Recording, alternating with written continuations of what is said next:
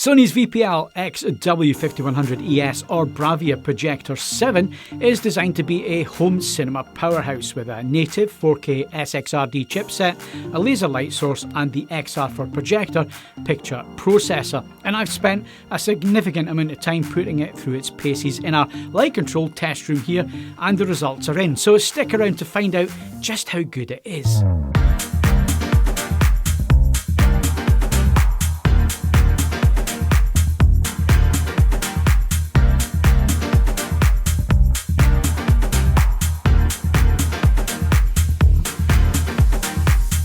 Hello and welcome back to the channel. I'm Phil Hinton, and in this video we're taking a look at the Sony BRAVIA Projector 7 or the VPL XW5100ES. But before we get stuck in, I need to thank everyone who's subscribed to the channel, old and new. And if you haven't quite hit that subscribe button just yet, then please do so, as you won't want to miss any more of these in-depth reviews. It really helps build our channel and the algorithm gods love it. You can also read the full in-depth review on AVForums, where we go into far more detail than we can possibly cover in this video, and we also publish our reviews first on the website, with our videos appearing on YouTube a short time later.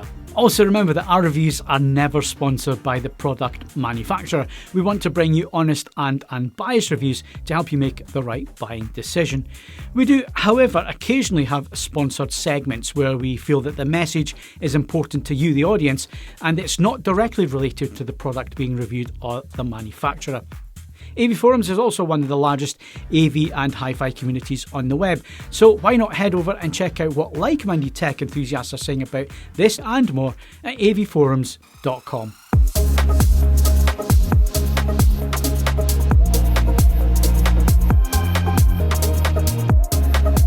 Let's start with what you get for your money. This is a true native 4K projector, and it utilises Sony's renowned 0.61-inch SXRD, that's silicon X-style reflective display panels.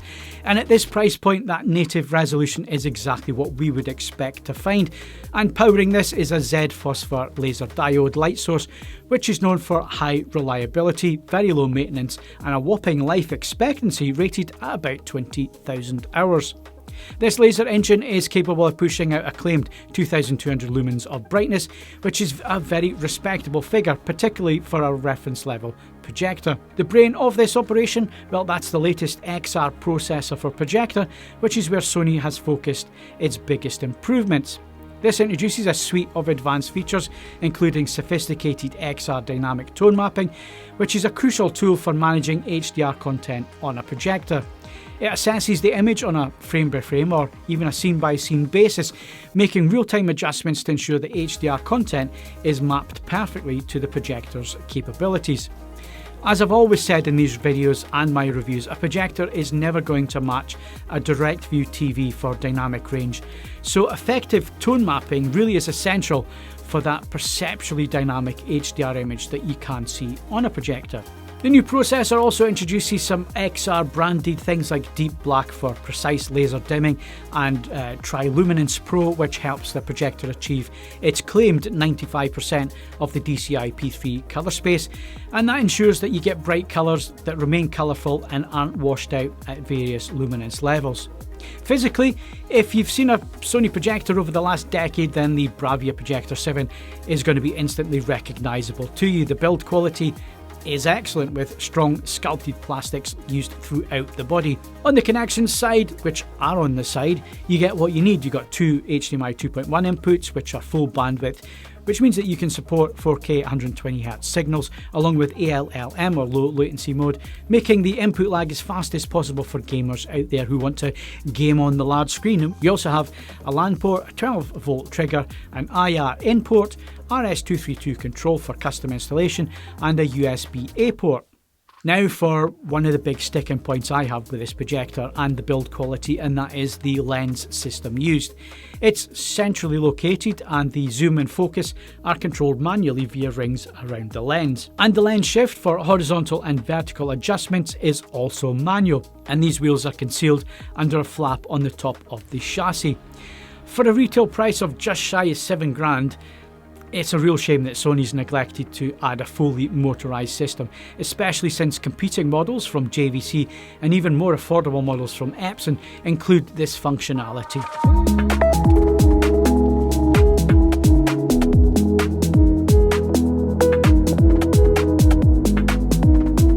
Now, before we get into the measurements, again, it's paramount that I stress this on projector reviews, and that's that all of my testing with this Sony was done in completely light-controlled conditions.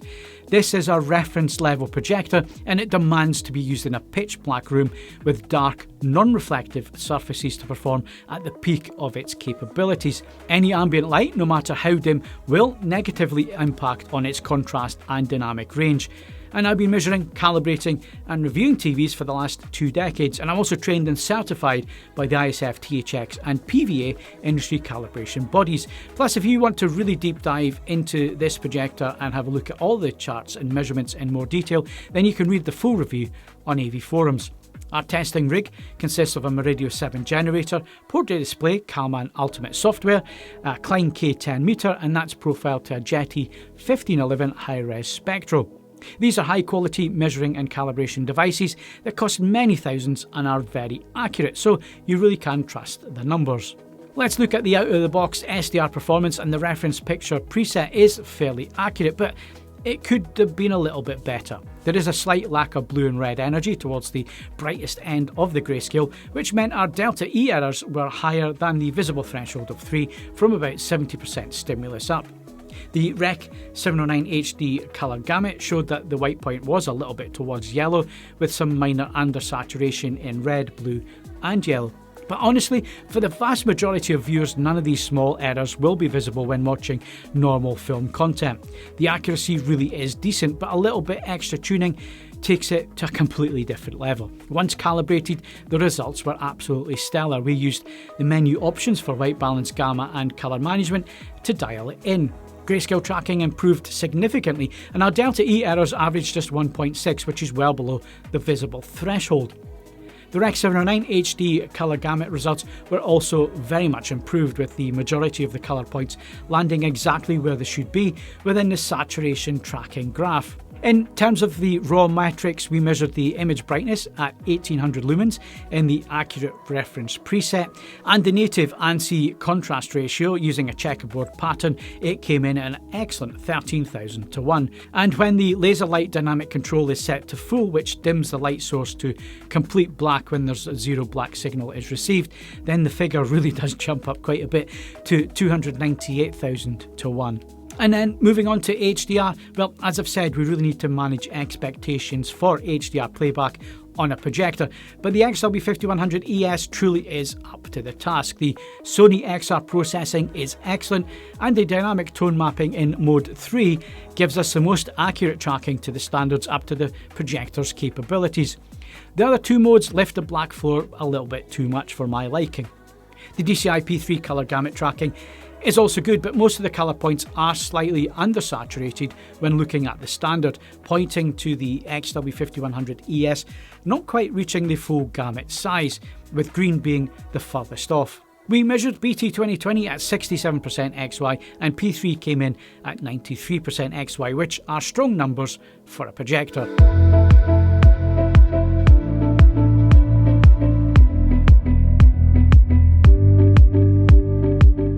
So putting the calibration tools away and moving to actual viewing experience, and starting with SDR content, the Sony BRAVIA 7 projector, well, it really does deliver a nice cinematic image. You get deep fluid blacks, free from any distracting grey hints, and complemented by solid letterbox scope bars for film viewing that are black.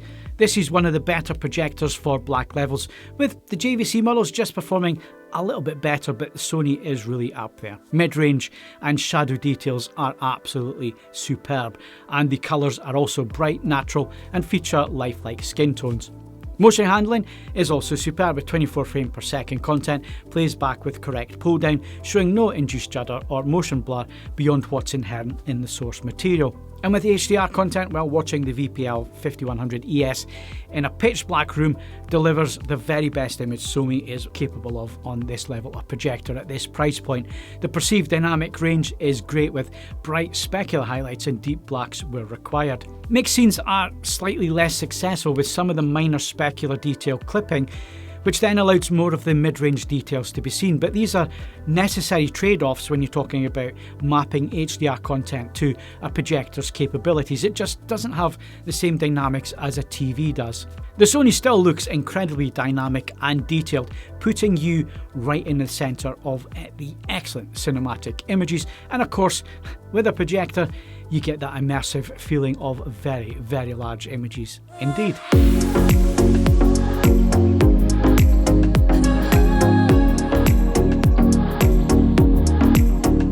So, if you've got a dedicated home cinema with superb light control and complete blackout conditions, and you want a movie-first projector that offers excellent video processing, strong blacks, and decent contrast, then the Sony VPL XW5100ES really is a compelling choice.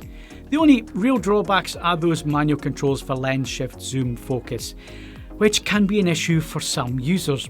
But overall, Sony offers up some of the very best projected cinematic images, and it competes strongly against the competition. The JVC DLA NZ500 is the main rival here, and it still manages to better the Sony in most of the areas of performance, especially dynamic range, black levels, contrast, and crucially, it has fully motorised lens controls which offer far more flexibility.